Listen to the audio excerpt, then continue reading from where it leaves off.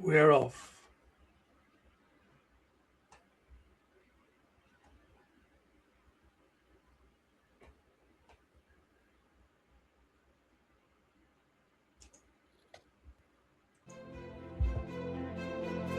This is 2OF Entertainment.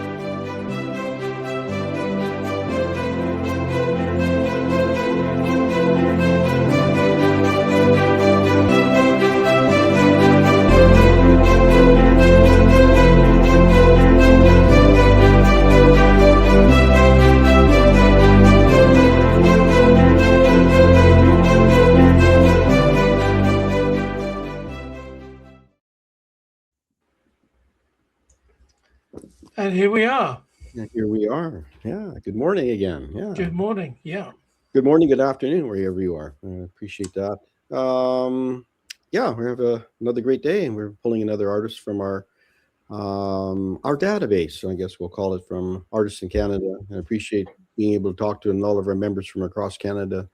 Today we're heading to the mountains. We're going to be talking to Jacqueline Inez. If you want to see a strong portfolios, a strong way of showing your work, and it's to a point, if you saw enough of her work, she wouldn't even need to put her name on the work. You'd start recognizing her work as to what it is. It doesn't seem to matter what she paints, but she's mostly painting animal portraits and some wildlife animal portraits, as well as domestic. And she's traveled immensely, I guess, as a child. We'll get her to talk about her art journey a little bit when we bring her on, but she's been studied in museum and art gallery management, and I think some of that has given her some expertise that, it comes out in her work and how she shows and what she does. She's a lover of traveling, and she's settled down for the winter and is in her studio painting, and that's where she's going to join us from today. It's from her studio and in Jasper, Alberta. Here we go. Okay, well, let's bring Jacqueline on. Jacqueline in. Yeah. There you go. Good morning, good evening, good afternoon. Good morning. Good morning. Yeah, it looks a lot warmer in the studio. It's just nice and warm and cozy. Yeah, it's actually getting a little too warm. It's Jasper's been warmer than most winters, so Right. not complaining. But I'm on the prairies. I'll leave you guys to do the rest of the show, and I hope you enjoy your journey on Canadian art today. See you. Lovely. Thank you, David. Thank you. Well, good morning. A little earlier where you are, and it's a little frigid here on the prairie still, but it's good to hear. Is there a lot of snowpack in Jasper right now? Snow base? No, there really isn't. We haven't. So as you mentioned, I'd been traveling for November and December in Australia, and when we got back, we were expecting quite the snowfall, and we actually haven't had snow, and we got back January 3rd, so a little bit on the ground, but nothing. Yeah. Nothing to write home about. No, they need the base of snow for the melt in the spring, for everybody else to have the water in the rivers and the lakes and things. So hopefully you get some base, and it's still early in the winter yet, so maybe you get that. I've been here 7 years, and typically what we're told is there's always a false spring, second false spring, and then sometimes a third, but it always comes back. So I'm sure we'll see something. No, it's enjoyable. It seems like a beautiful place to paint and be inspired by nature, and the walks and the wildlife that wildlife that just walk through Jasper, the town of Jasper, on the main street. The bear. Yeah, luckily what I paint is a lot of the predators. That sounds kind of funny. So not too many of those walking around, luckily, but elk and deer and all the nice, kind animals walk through the property. The ones that eat all your vegetation in your yard. Yeah. Well, get down to business here. Can you tell us? Okay, let's just back up. Let's start with your art journey a little bit, kind of where you started, and let's get rolling here, where we can see some of your work. Yeah. So a little bit about how I got started. It's not a straight line, and it rarely ever is. But I've been drawing, painting, crafting probably since I could hold a pencil or a glue gun or a pair of scissors. So ever since I was very little, and I grew up with a mother who really nurtured my artistic ability. She was definitely the artistic one. So her mother, my maternal grandmother, was an artist by trade. My mother's middle sister, artist by trade, and her youngest sister also very artistic. My mother was always more crafty, so she liked painting pottery. She liked, our Halloween costumes were always amazing. So I learned things from her, decorating, building things, and the use of textiles. So always got coloring books, little arts and crafts things growing up. And then I never really took it too seriously. It was always just a hobby. But I always knew that it was something that drew my attention. So any free time I had, doesn't matter the age where I was, I always had a sketchbook on me. I took, I think in my life, one art course, and we sat downtown Guelph, which is my hometown in Ontario. Yeah. And we sketched people walking by, and that was the first and last art class I took because I was sketching people and I went, oh, this is boring. I can do this by myself. I do this anyway. So never went back to an art class. But as I got older, always kind of doodled, painted, sketched, really honed my own skills in my free time. And it wasn't until university that I started painting in my free time. This is when I university in Toronto. And I was actually studying European history. So European history, art gallery, and museum curation and management. And juggling a full course load, a varsity soccer schedule, 2 part-time jobs. What do you do in your free time? It's the thing you love the most. So I would always turn to art. After creating a few pieces, I actually approached the art program, and they were having a show for first-year students. And I asked if I could go in and or submit my work, and they said, well, who are you? You're not in any of our courses. What are you doing? And I said, well, I'm in history, but what I love is art. And one day I painted, I've always loved the Statue of David. So, and it ties with my historical education. I painted the Statue of David's face, probably just about this much. And then I sketched him. And then I did a digital photoshopped image, and I printed it as a poster. So I had 3 statues of David, and it was a study of different mediums and different styles, but with the same image.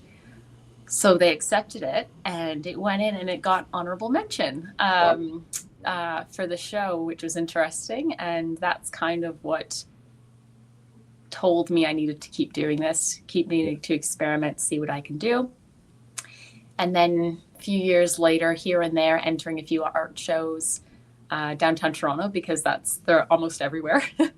So doing some work, entering, kind of doing a little bit more research on kind of how to get your name out there, how to actually make being an artist viable, right? Not just as a pastime, but again, full course load, trying to graduate, doing everything like that, kind of put it to the side.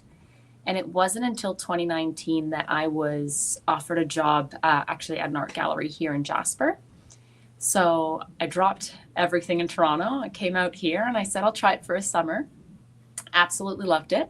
Yeah. And then, of course, summer went by and I said, my background's in art gallery, museum management. Let me see how I can progress and what I can learn from this gallery. And then COVID hit, which, as we all know, and all experienced. So end of 2019, early 2020, the gallery shut down. 2020 was a bit of an odd year for everyone. So of course, sitting at home, what do? You try to pass the time. So I had been experimenting with my iPad and digital art. And thinking, oh, maybe I'll do t-shirts for friends. I love graphic design. I'll I'll make mugs, things like with my digital drawings. I don't have to invest in art supplies and canvases. Let's go digital. But then with the gallery closed and all this free time, some of these digital drawings I thought would be interesting to try on a canvas. So I'd started playing around with it. And as you'll see, kind of a sneak peek of the shapes I use here, very clean edge, almost graphic looking. I thought I would try one of these. And then 2020 was a bit of an experimentation, seeing I've never really painted before with acrylics. Let me give this a try. And then there is an end to the story at some point. But end of 2020, the gallery reopened and I came back out to Jasper. I had moved in back with my parents in Ontario just to change of scenery. Yeah. When I moved back to Jasper end of 2020 and got back into the gallery, nobody was traveling. So we were open, but very quiet. At the time, the owner of the gallery said, "It's so quiet. Why don't you bring a canvas into the gallery and paint? I always see you doodling and drawing. You must be able to paint." And I hadn't told her that I did. So I went, okay, let me try. So one day I brought a canvas, stood in the gallery, and I started drawing a rooster of all things. And I thought, let me make very bold shapes, see what I can do with this digital image I had. And then later that week, the two gentlemen I saw the entire week, masked up, because you had to, walked in, and they said, I bet you wouldn't let me paint on your canvas. And I went, I'll take that bet. Here's my paintbrush. I had no emotional tie to this canvas. It was an experiment. So the gentleman with a shaky hand comes up to the canvas and puts a dab on the canvas, and his friend's taking pictures of him. And I said, well, now it's a collaboration. When I'm done, you'll have to buy it. And he goes, here's my number. Send me a picture when it's done. So I did, and he ended up buying it. That's awesome. And then the owner of the gallery. I'm going to get David to start our first image up here, and then we can continue. Oh, yeah, of course, because then I can kind of discuss it a little bit more. Yeah. There we go. Yeah, so that people can see a little bit of the style that we're talking about here. Go ahead. Yeah. So this is actually, I wish I had actually contributed the first ever piece I did, because it looked very different. Didn't have any of these more organic shapes. They were very blocky, and I was still kind of figuring out the style. But yeah, this gentleman asked to buy the piece. The owner of the gallery shows up a few days later with a bottle of champagne, and she shakes my hand. She goes, "Welcome, you're one of our artists."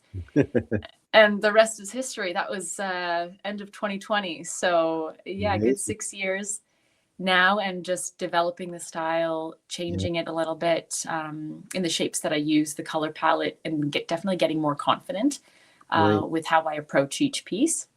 Yeah. And this is probably a piece from 2024 or early 2025. And this is kind of where the style is now. So, and ever evolving.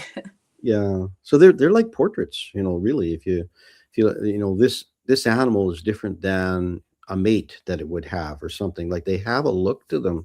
I've been looking at the style for the last week or two as we were preparing for this show, and it feels like the light is coming from within, like they're illuminated from within the character. And I was trying to figure out what is the difference between these ones and some other ones I've seen that are, kind of streamlined figures, and they're trying to find an iconic look to an image. Yeah. And what is unique about this one is this is not just surface paint.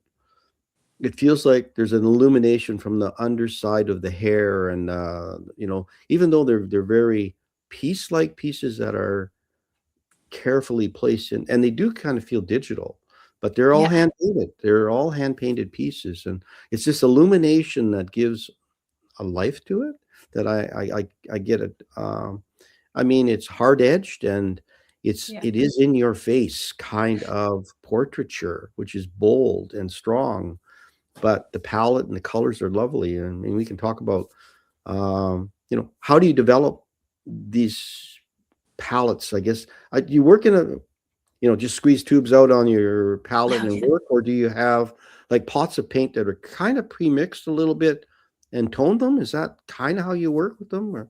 Yeah, so that's a great question. I had started at one point when I was painting thinking, oh, I'll just get every color of the rainbow. And I think I don't want to say easier to do this because there is a lot of work when you have the colors right in front of you still, and some artists do this. But I thought I'd have every color of the rainbow and I could just squeeze it out and say, this painting will look harmonious and the color palette will work together. But then I did some paintings like that, and I found that from each tube of paint, the greens were, as they were meant to be, very different. The blues varied a lot, right? So when every time I used them, it just looked like I had no plan and it was patchwork. So what I decided to do was I have at any given time, where's my primary colors, white, black, maybe secondary colors. So maybe an orange I like, or maybe a green that I like. Sometimes purple, just because you can only mix them so much with the types of reds and blues you have. It really depends. But I don't venture outside of that. The odd time I actually did a bear for the Pride Festival here, and they asked for a rainbow bear. So I went and bought every color you could on the rainbow, and the bear was literally nose to ears and neck was the rainbow. So that was a specific request. But what I like to do is I'll actually start with my dark, so all the dark shapes, and then I'll kind of build the light from there. And that way, like you see with this piece here, under the jaw, the neck where the shading is hitting, the light source coming from the left-hand side. But I'll start with the darkest colors. And typically I'll have a dark version. Let's use blue. A dark blue, I'll have kind of a medium tone blue, and then I'll have my light blue, which is where you see the highlights on the ends of each shape. Yeah.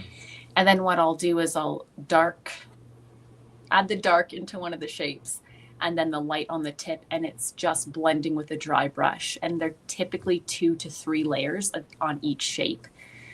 So once I'm done with that blue, kind of like a puzzle, all across the animal, I'll add, I wanted a little more green. Okay, so I'll put a little bit of green in that blue and work from the same color. Right. So only subtle changes are made to each color in each of the shapes. So at the end of the day, I usually only have one palette that's just been edited, touched it with like a little dab of paint just to change it. So the colors aren't changing completely. So I thought that after a few pieces, the colors looked like they were from the same family. And I think this is a great example where all of the blues look like they're just slightly different. A little lighter, a little darker, a little more green, a little more purple, you name it. So I just thought it made a more cohesive piece. Yeah, and I think you need that when you work with so many, like they're like pixelated pieces, right? And you're piecing them. It's like a mosaic or a stained glass window, pretty much the same kind of idea, because you're working with an outline somewhere, because everyone has a shape or a line that seems around it, whether it be a black, and it's nurtured into it, right? The color is blended.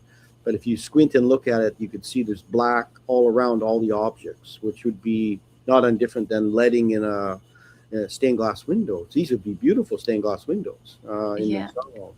So you typically have a dark flat background, and then it's about the portrait. That's usually what you work with. Yeah. Sometimes I change it. I love the dark backgrounds just because I am playing with this this technique of dark to light and really emphasizing where the highlights are coming in. And I found with dark backgrounds, just like putting it beside black now, it just makes it kind of pop forward. Yeah. Every now and then I've done white backgrounds or some lighter ones. I've got our next shot coming up, one you haven't seen. Oh, yeah. You haven't seen this one in our slideshow, so. I haven't. Oh, geez.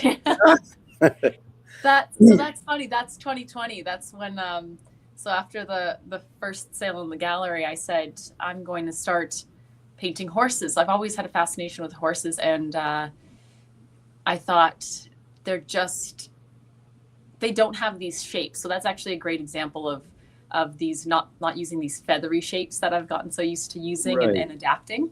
Yeah. Horses don't have that kind of fur, so you have to be a little more strategic with the shapes. But these I actually did because I lost my grandfather back in 2007. And his wife, my grandmother, is an artist and she paints roosters. His last name was Cavallero, so this as horseman, as in translation. So I thought I would do a bit of an ode to him, and I did this Cavallero series. It's on my website.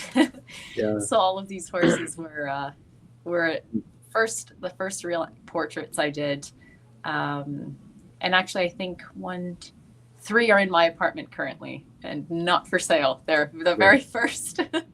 My horses look like German shepherds. I don't do horses. You know what? They're tricky. They're tricky. I've done a few where the angle was wrong, and somebody asked if I did a deer, if it was a wolf. It's just kind of interpretation. Yeah, learning anatomy is really important in the different animals. I mean, you're dealing with larger animals like elk and deer and moose, and some of these things, so they do carry a larger bone and body, like where you're not doing like a little squirrel, but I guess you've done some little birds, and we'll get into some of the other. Yeah. I love these ones because the top horse there just feels like he's got this fire in his chest. There's an energy in that horse. He's got his tongue out a little bit, and I'm just like, wow, there's a personality in that horse. It's funny. Yeah. But they're all unique, and like you said, they're not this feather structure. The building up the fur and like a lot of the other pieces are like the fur would be like a matted fur, like, and you can see a lot of times the bear might have something like that, or a polar bear might even have the hair mats together, and it's actually quite a coarse hair. Yeah. So it's quite I guess, and you've got a tree in your background that you're working on in a present studio, which is completely different for you. I mean, that's a thing in itself, like the portrait. But here's your moose. I had to get this one out here. All right. We have a lot of moose lovers on the show. Yeah, you know what? To see the Canadian moose. This one was actually really fun to do. His name, what was his name? They all have names. So when you spend as much time with a piece as I do, you name them. Sometimes I give them a gender. I try not to, because whoever buys it, I like them to just kind of interpret it as they do. But he was Mortimer the moose, and the naming convention with all the moose were M names, because it just rolls off the tongue. Not all the animals are that way. Yeah. But Mortimer the moose, there was something about it, and kids loved him. Adults loved him, and he was a bit of a tricky one because originally I had wanted to have the moose three-quarter gaze so that I could get both eyes in. And my husband actually mentioned, he goes, I'm not too keen on the ones where it's a profile of the animal because you only see one eye. And I said, but I think what's fascinating about a moose in particular is his profile. Yeah. Look at those antlers. Look at that big nose and that big face. And a nose like a shoe. He's got a nose like a shoe. He's just funny. Exactly. And I said, if I put him three-quarters, he looks like a horse with antlers because of the perspective. And I said, let's just appreciate the very dynamic profile that they have. Yeah. And that's actually the gentleman who bought him said that as well. He says, like, why a moose? And I said, well, they're typically such gangly, ugly ducklings in a way, but they're so beautiful when you really look at them and their structure. So this was a bit of a celebration of the moose and their awkward look. No, they always have that whimsical look on their face, that it's like that smile, but it's not a smile, it's the Mona Lisa of animals, the smile. That's a good way to put it. And they're always we were driving out to Moline Lake, that's out west here, and we're stopped in the middle of the road probably for about 40 minutes while a mother and her calf are just licking salt off the road or whatever it was, dead center, and everybody's just lined up, and they said, this will just wait. And how gentle they are, how massive they are when you get really close, and they're taller than the car. But their gentle eyes and their gentle demeanor, they're just big gentle giants, unless you threaten them, of course, right? Nobody wants to do that, but Yeah, and they're seasonally with the males. You don't want to be around them. They will literally destroy your area. Like, yeah. I've got When the stories. calves, calving Yeah. season, you fear the mothers, but mating season, you fear the males. So Yeah, you don't want to be around when the males are fighting. yeah, They no, they definitely they not. have that single vision. They don't care about anything else around them. It's just they will run through anything. They don't look both ways when they cross the road. They're Yeah, big. They just do it, right? you have to look both ways. Yes, You have to when do the driving looking. out here. So But a beautiful animal. There we go. We'll just go on to some of this other one. So yeah, this owl, just like wow, he has that cool look about him. He's just the feathering on him. He feels the wind has got in between the feathers, and it just opened him up a little bit. It yeah, just says in this style of doing the work, and I like the blue background. It just pops that him off the page. yeah. And this one here, actually, interesting. You mentioned the blue background. This was actually a commission for a client, because I had done, I think it's in the slideshow, I don't know, I can't remember, one of my first owls, and I had 3 commissions come from that original owl since, because I don't know what it is about owls. I think I think they're beautiful, and as you can probably tell after a few pieces, I love eyes. I really love the focus on the eyes, and that is actually why most of my animals are portraits or they're close up. You have to be able to see the eyes. I've tried full body animals, the eyes get lost, and then it's about the shapes in the body, and I need there to be an expression through the eyes. So owls are really good for that. But this one here was a commission, and originally I had a darker blue background to make him pop a little more. And the gentleman said it was for his wife, and her favorite color is this kind of teal blue. And I said, okay, let's put the teal background and put even more teal within the actual owl. So she did want to brighten it up a little bit. And as far as I know, she's very happy with it. So Well, that's the thing with commissions. It's a kind of a collaboration with the client when you're doing something for them. So yeah, I know some artists say, nope, it's my way or the highway. And a lot of times it goes the highway. But if you want a commission to be successful, and I mean, you can use some kind of, proper demeanor, when you between you and the client, understanding they're paying money for this and they want something that they want. They understand your style and what you're going to give them, and saying, well, and you understanding that, say it was for his wife, which is maybe she wants something a little brighter or something with her personality, maybe her color. It's sometimes it's a rare request. Sometimes, I like these colors. That's not a rare one. People do that. I like these colors. Can you do something like that? yeah. Whether it be a landscape or whatever, but Yeah, and well, I find I do a lot of commissions, and I think you mentioned while I do wildlife, I've done a lot of pet portraits. So I've done one cat, and I can't count on 2 hands how many dogs I've done, because I find that pets are like children for a lot of people. I mean, I have a puppy, so I understand, but you wouldn't always want a very serious depiction of your dog necessarily. Some do, that's okay. But I find why pet portraits have really kind of worked for me is that it's this playful, colorful, and if someone sees it, they go, oh, that's fun. It's well done, but that's fun. It's Roscoe or little the dog, right? So it's a more fun take, and you can get away with getting a portrait of your dog, where some people might say, oh, it looks a little serious, it looks a little this. But I find with pets, you get very specific requests because they are part of the family, and those are very difficult. And I feel for the artists who take on very personal commissions. It dog takes portraits. Yeah, it takes a special person to figure out that personality in an animal. exactly. Some people can't see what a family sees in that animal, that it's theirs. And, I mean, you can have 2 hush puppy dogs and they're both different. Like, they're just unique. Yeah. And so I think with a style like this, though, you can get away with a little bit more because you've taken them away from trying to do it photographically realistic in a style. Exactly. You get them to step one step out of that, what they expected, right? And you give them a Yeah. little bit of, it steps them out a little in an uncontrolled way. They're saying, oh, that's a personality in a different way, and I can accept the look of it.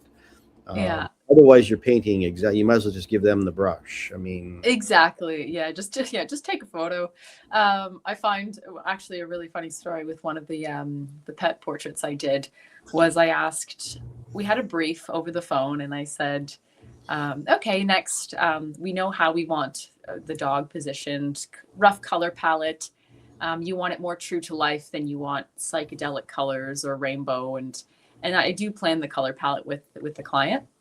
And I said, next would be, I would love some photos.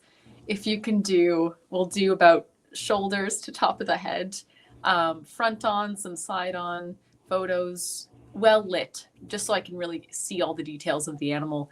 And I think I got over 100 photos of the two dogs wrestling, cuddling, playing tug of war, you name it. And I just indulged the client. I went, they're very cute, and you could just see the love and just passion they had for the two dogs. And I just kept accepting the photos. I went, I'm getting the sense of their personality through these playing photos, but I can't use any of them as a reference. They're blurry, right? But it was just lovely. And every now and then with a pet portrait, I say, okay, how does this starting point look? Oh no, my dog's Romulus, so I'll use that name. So, oh no, Romulus has a birthmark right there.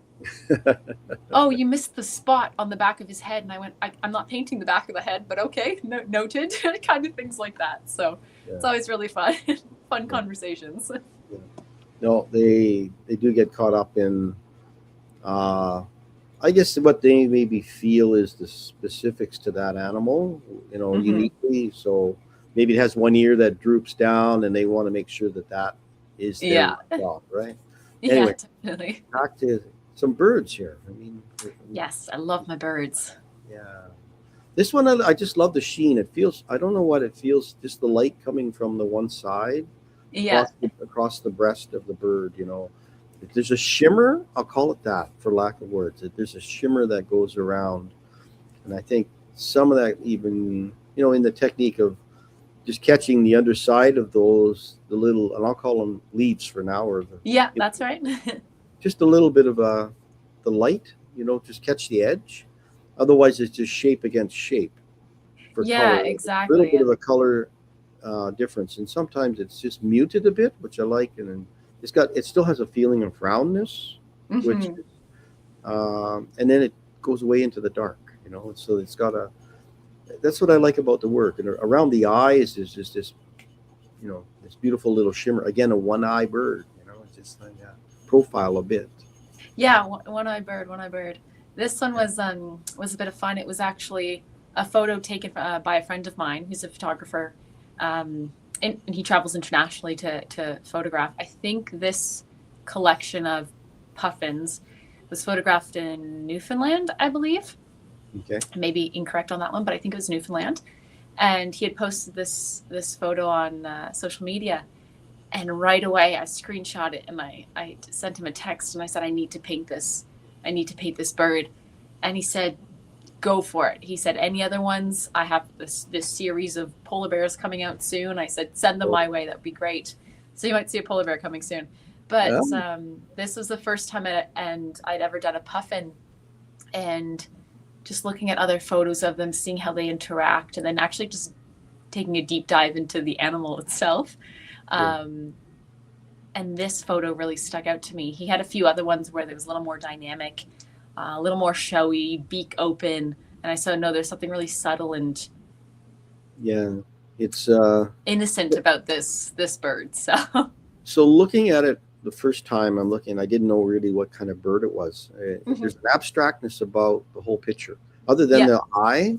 So if the eye wasn't there, this is an abstract painting in itself. Like, it's just, you as the artist see things where the public look at it and say, defining it, just because of this abstract shapes that are all on top of each other, right? And just, which is a mystery that you need that in your work I want to come back every day and look at this piece and see something different in it or unique in it. And there's lots for visual stimulation in this piece of work. I mean, just in the head part around the eyes, there's that nice little shimmer that beautiful piece. Yeah, no, it's got a And what I actually a question I get all the time is like, what do you call your style? What is it?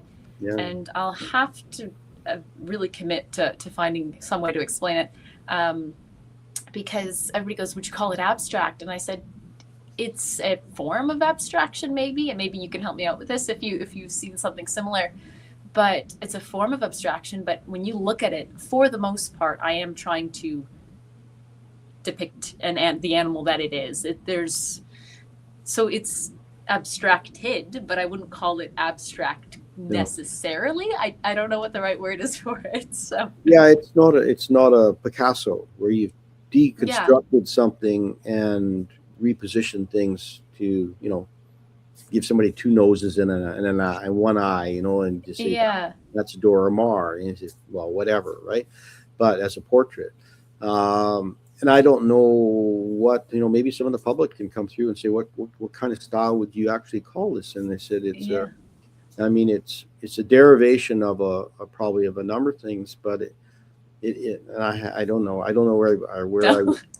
Well, right. For another time. I don't know if you want to pigeonhole yourself as well as far as of course. What I paint in this style. I mean, I think it is what it is. I mean, whether you painted in just little lines, like a line drawing, and you did a sketchy style or a crosshatch style or whatever. It's I don't know. It has a lot of really a premeditation to it. Yes, so definitely. I like that fact. It's been really thought out well. So do you work on your computer a little bit and you work up some of the images as what it might look like and you manipulate? Yeah. So I like to work, as I mentioned, with a friend, as an example, with a photograph as a reference image on my lovely iPad that I got 6 years ago.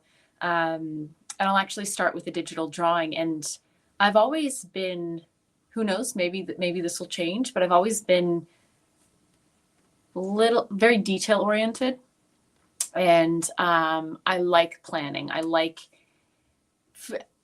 kids, don't listen to this. It's okay to draw color outside the lines, but I've always liked being in the lines. So I thought, how can I translate that into my art and make it something beautiful and not something that people say, oh, it looks so tight and restricted. And I went, yeah, but there's also beauty in that. And where I have more fun, I say more fun loosely, is with the colors, the color choices. Yeah. So when I design my images digitally, I've actually used the reference animal image, and using the outline of the animal, I then digitally, I'll fill in and I'll hand draw each of those little shapes within the outline of the animal, having fun with which way each of the little tails curl up or curl one way or the other. And then I'll piece it together with what colors do I possibly want. So the final image is a very flat digital, simple colors, and it looks kind of like a marker in a coloring book. It's just very flat. And then I translate it onto canvas. I hand draw it, and then I redraw. It sounds very timely when I explain it, but I hand draw each of those shapes again onto the canvas within the animal. So they don't match up, because I don't one for one match my digital image, or I would probably go crazy. But I do each of the shapes one by one. And then it's just mapping out the colors.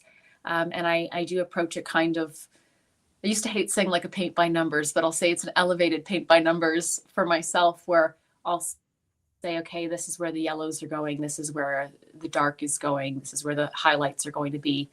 And then slowly and patiently, I blend each color one by one. Yeah. So yeah, there's a lot of attention to detail, a lot of time in each piece, but it's almost, the process of doing each shape is very meditative. And I will mention this style was born during COVID, when I had no timeline. So it's adapted over the last 6 years because I'm working full time again. So this is kind of my, as we've chatted about, it's my 5 to 9 after my 9 to 5. So Right. Yeah. not having anything else to do, I'm okay to sit there and just do one shape. I put music on. Sometimes I put a podcast on, and it's kind of my downtime. So I'm happy to take the time to do each piece. Right. Yeah. No. And you are a yoga person. I can tell that. And just Yes. yeah. So Yes, there's meditative aspects to these pieces. I love this piece because it really comes out of the dark and then into the front.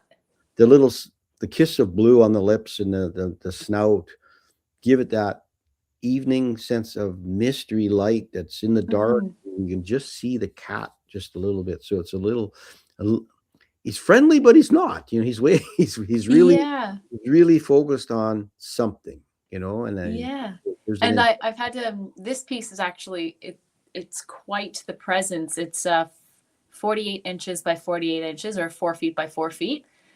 So when you walk into the gallery and you approach it, you can imagine it's taller than most children. So a little larger than life size. Yeah. But this big face kind of welcomes you when you walk up to it. And yeah, so I didn't want something too menacing, which I think if a mountain lion is staring at you, it's not for the better. So I did want to soften the look a little bit, and I actually found that putting more blues, and I think the eyes were originally kind of like a green yellow or a lighter color, and I actually made them a little more blue with a hint of that yellow in them because blue looked softer. So this is round 2 of the eyes, because I found those really, you know, when you have a flashlight or the car lights and you see the animal's eyes glow in the light and you go, oh my goodness, I didn't want that look with this one. So and you can just imagine if those eyes were if those eyes were orange, you can just imagine what they would be like. Exactly. And you you know like, what? It was. Yeah. I had to be careful because already the piece is the line coming out of the darkness. So I went, okay, let's not scare anyone, especially with the size of the piece. So the Halloween cougar, yeah. Yeah, exactly. You don't want anybody. He still has a smile on his face, and he's not quite like Lippy the lion, you know, the cartoons. So yeah. Beautiful animal. But I like it, you know, there's that little in and out, you know, it's not always all full front. I can look, oh yeah, I can see his tail back there a bit and the body back in the behind him there. So it's kind of there's more to discover, I guess. Yeah. Little guy. It's one of your parrots. I mean, parrots are very the feathering in your style is it's natural, right? It just with a bird like that, you can just have a lot of fun. Yeah, definitely. So where is this bird from? Did you mention that this bird is some client has this bird or similar? Yeah. So this bird was a bit of fun to do. I was doing a lot of Rocky or Western Canadian wildlife, and I thought I just needed a bit of a break. I wanted to try my hand at something a little something you don't see every day in Canada, flying around.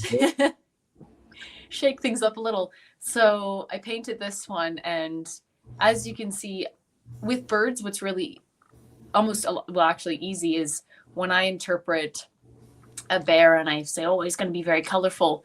A bird already has those colors.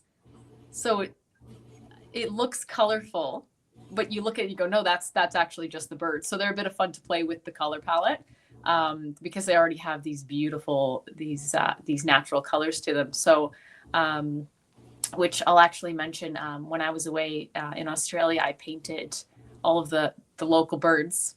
I think, well, actually not all of them. I would be there forever. I painted all the birds in Australia, but really got into the color of the birds over there. So hopefully doing a series of Australian birds soon. But this one here, when I had finished it, I knew I couldn't put it in the gallery necessarily because it's a Canadian art gallery and it didn't really fit with all of the wildlife that was already there. So I actually approached the restaurant chain Earl's, because there's one in Jasper here. Yeah. Earl's, and I knew just from long time experience with the restaurant that this was their logo. This parrot, I think it's a blue macaw. I can't remember. So I sent it to them over Instagram, and I said, this bird would look great in your restaurant. So we got to chatting, and it is now, like I said, the rest is history. It is now hanging in the restaurant. Excellent. And it's a bit of a photo op spot in the restaurant, and it's hopefully something I can do more of, and reach out to some businesses and kind of do some pieces for them. They get a piece of work by a local artist, and I get some representation, which is lovely. Yeah. So and you get paid. So that too. That's always great. Always a nice. Well, artists need to know that.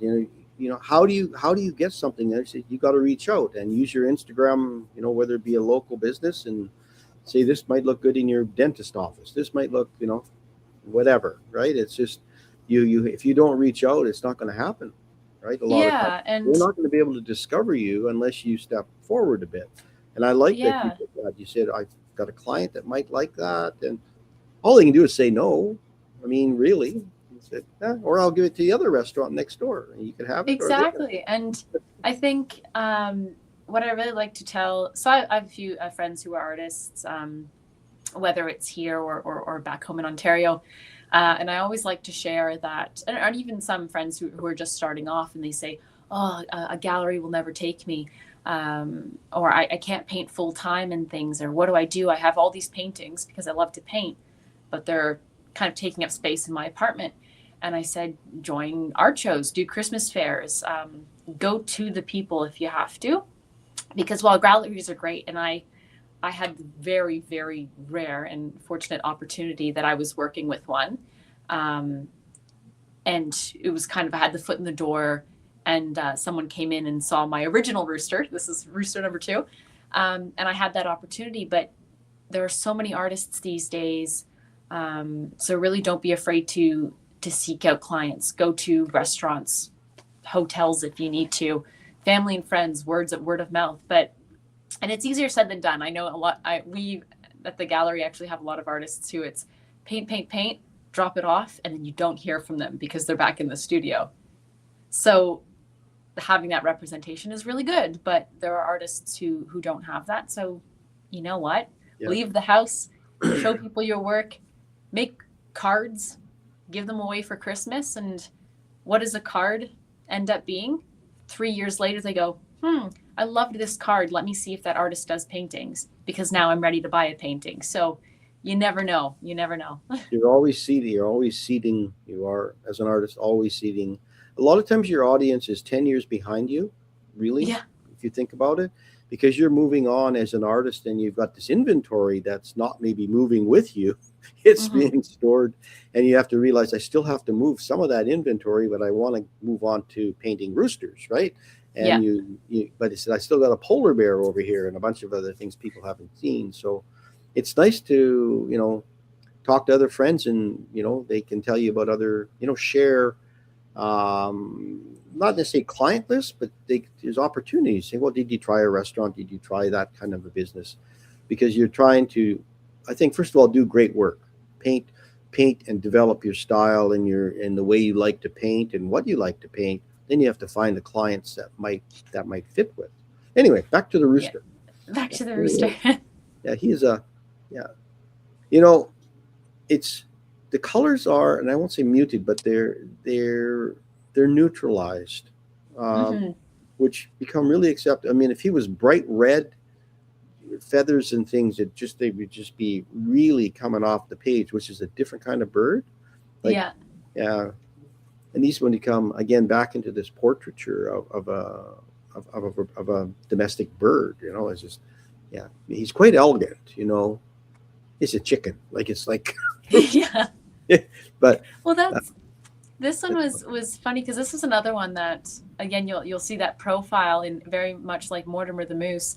I was playing with all those textures because they have these beautiful profiles, and I think you can't really do a chicken or a rooster front on because you lose most of the head. So it was actually the profile that was really beautiful, and capturing those tail feathers that are everything for, well, at least for most male birds, because they're all about this showy tail, and they're usually more extravagant than the females. But yeah, this one I wanted to do the muted tones because I thought of this one I thought of the client. There was no specific client, but I thought, where would it go in the home? And sometimes I think, oh, a psychedelic bear, or a wolf with a rainbow wolf or something. People connect with a bear or a wolf, or the very popular animals to collect. And I thought with a rooster, if it goes into a home and you have a rooster painting, it's already a little quirky because it's a rooster painting. So I thought, let's mute the colors a little bit so it can fit into a home a little more easily. And also the colors will fit with an interior design color palette. So anything too bright or funky doesn't necessarily fit. Well, this could be in a home that's someone who's not, say, off the farm. This could be in an urban setting, in a house, like just a normal setting. Somebody that has no rural background, and it still looks good in their home, right? That's what we're saying. Yeah. And they can relate to it rather than saying, "Oh, I'm a chicken farmer," or "I've come from, we used to raise chickens on the farm years ago, and there's a rooster," right? That's sort of how, I'm a fanatic. Let's have one in every color kind of thing. It's like, no, it's very. But this one here was interesting. Sometimes, like, so I'll finish a painting and I'll send a photo home back to mom, and I'll say, "What do you think? I just finished this piece." And years ago, one of my first ones that I did in this kind of more muted color palette, she said, "Oh, it's an interior design color palette." And I went, "What does that mean?" And she goes, "Well, that kind of red, I could have a sofa that color. That teal, I could see the bathroom walls being that color." Like, she could use the colors, whereas sometimes I do, this one in particular, have very bright yellow, and you wouldn't paint your walls that color. Whereas this one, you could find something in your home to use the colors for. So it's called the interior design palette. I went, okay, let's go with that. Some are a little crazier, some are interior design palette. Yeah. No, and I can see why your mom would say that. And it's very, but my grandkids had chickens for a little while, and they all have a personality. It's so funny. They're so social. Actually, they're very social. And it was just fun being around them. They're out there, and the kids would be playing football, and those chickens are running around, getting run over, trying to play football with them. It's just like, it's insane. Yeah, anyway, they're playing too. So they are fun. You think they're dumb as a chicken. Well, they're not real smart. But the thing is, they are very social, and they catch on quick about how to do things. Surprisingly, if you take the time with them, and they can be a kind of a unique little pet. But here we go. We're back to our ominous cat again. This one's a little bit more serious than the previous one we saw. Yeah. This one is definitely focused on something. Yeah, I note the color of the eyes, just the intensity with the eyes being that light color. Yeah.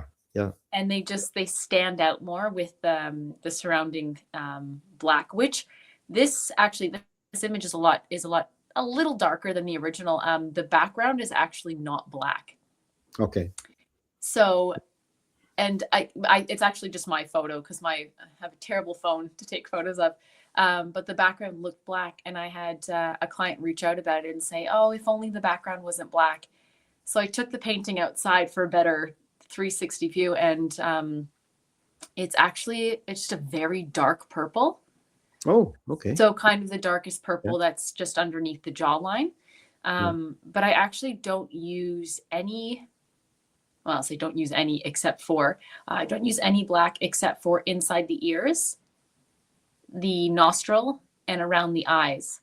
But other than that, there's no black in, I think, any of my paintings, just a really, really deep purple or a deep blue. Sometimes a very deep red, because I think black is just too stark, unless it's the inside of the ear and I'm not putting any detail inside of the the ear hairs. It'll But also, yeah, it'll also kill your color. Black, yeah, very, exactly, very quickly, exactly. as does white. It'll kill your color, the Yeah, yeah. intensity of color. But try another one here. I gotta get down to the buffalo, or bisons. Yeah, these are majestic animals. They really are. I mean, he's got the beard, and they have they I guess history with our land. With Canada, Hmm. we're known for our bison and our buffalo, and they've been bringing them back. They're part of our environment now more than they were in the 60s and the 50s.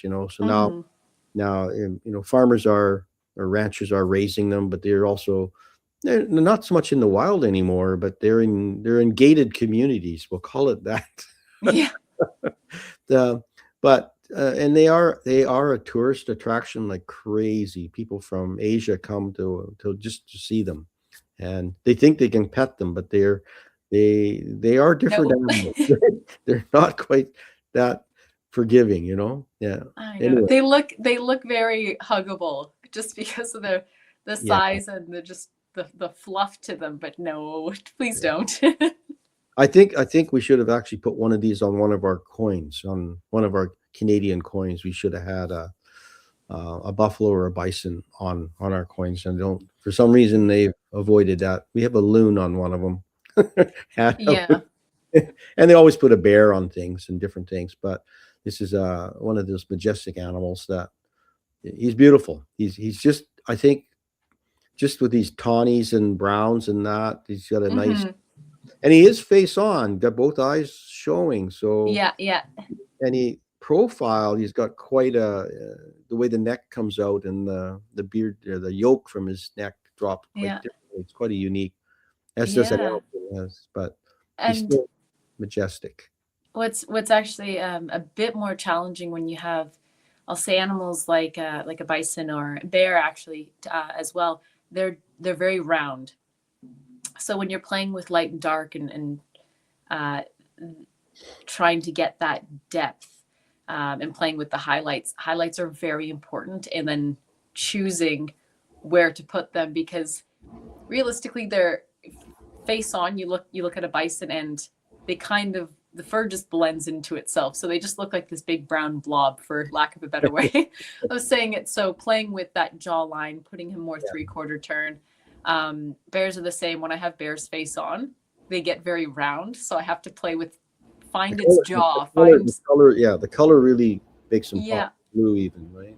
I had to get to the moose here quickly before we end here. Oh yeah. Of course.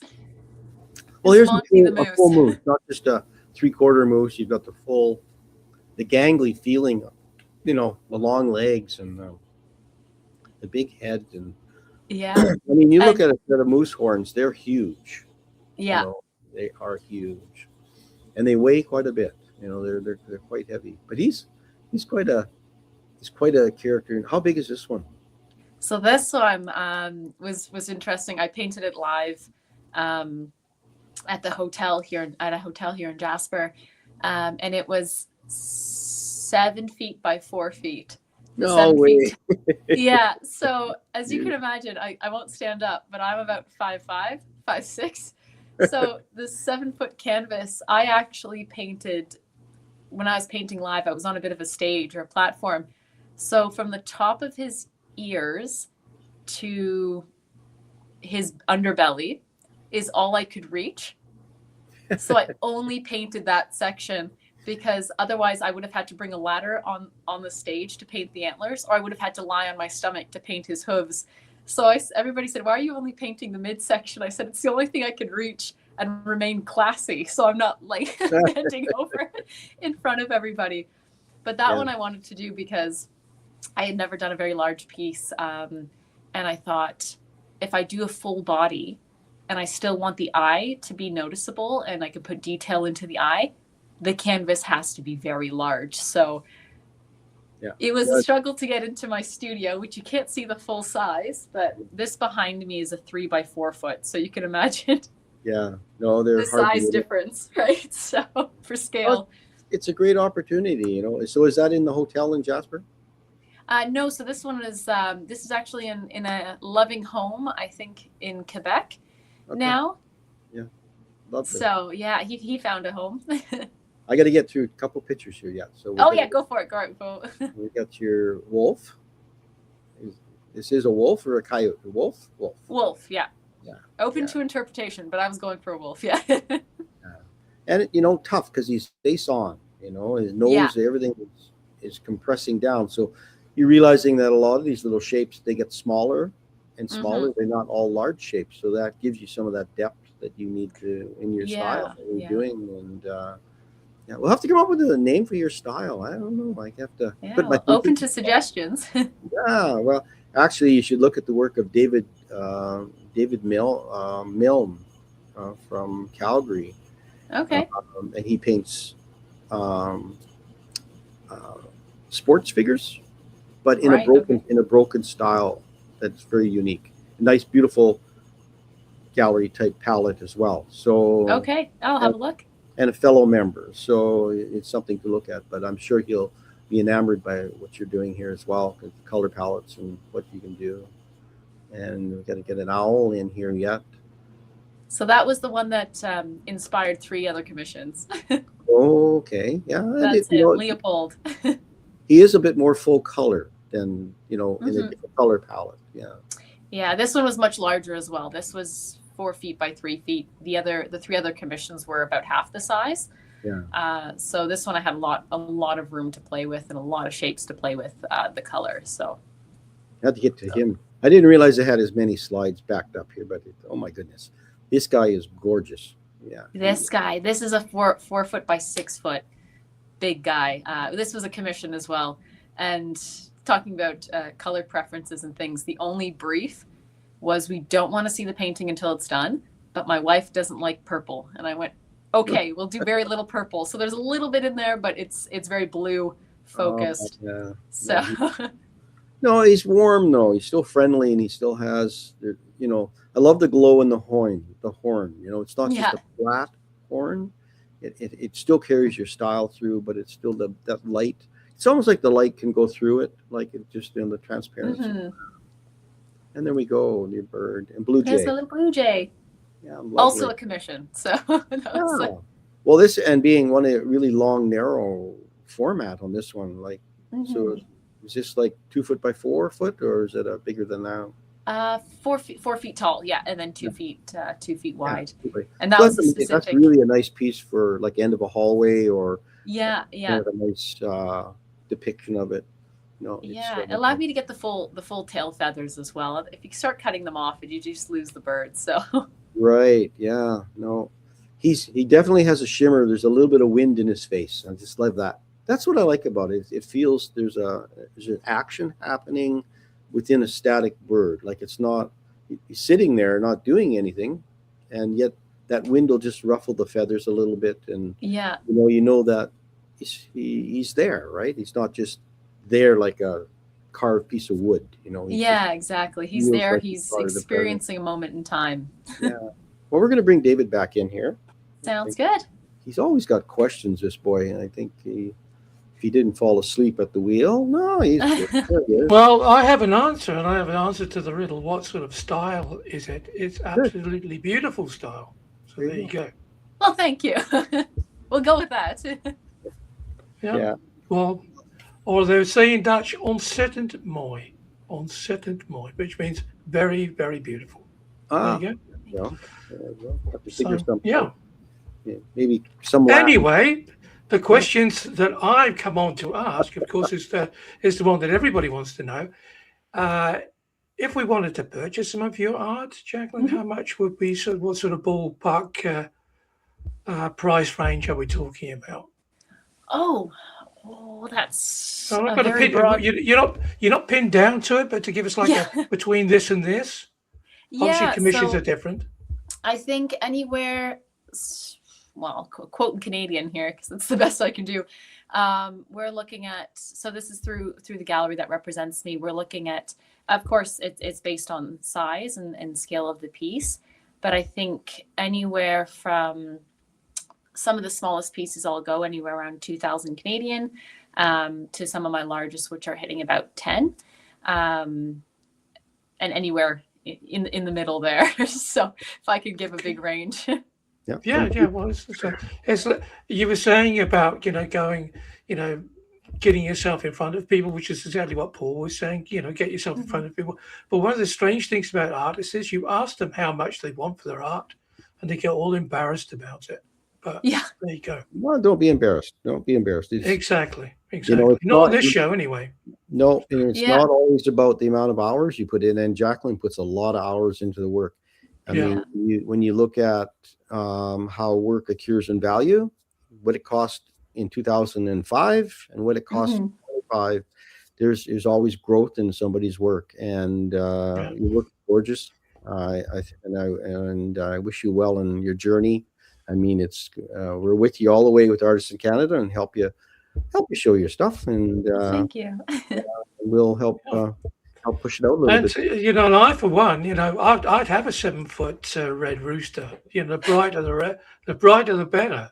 Hey, it's All right, I'll hold you to it. I'm working on it now. The bigger the better, big rooster. the bigger the better. Yeah. Well, I think it's us for this week, Paul, and Yeah. thank Jacqueline so much for sharing Yeah, Paul, David, thank you very much for having me. your work. Well, it's all Paul's work. I just sit here Uh, and pull the buttons. Without Jacqueline, we wouldn't have anything. We wouldn't have a show. But No, just be you and me, you Paul. That would be boring. we might have to revisit, because I'm sure we have a lot more to talk about. Oh, We always run out of time. let's absolutely come Right. back on Jacqueline. Jacqueline part 2. That's what we And want. I'll have some trees, we'll have some Well, trees let's to talk do about. that. Okay. Oh, we're looking forward to that. Yeah. Yeah. Well, thank you again. Everybody have a Thank great you. day, and we will be back next week with another artist from Artists in Canada, and I guess from Canadian Art Today. Thank you very much. Thank you. Yes, Rosie. thank you, everybody. And don't forget to like and subscribe. We had a few comments that come through as well. People loved your horses and your roosters and everything. So that's really great. So thank everybody contributing to the show. And until the next time on Canadian Art Today. Bye-bye. Thank you. Bye.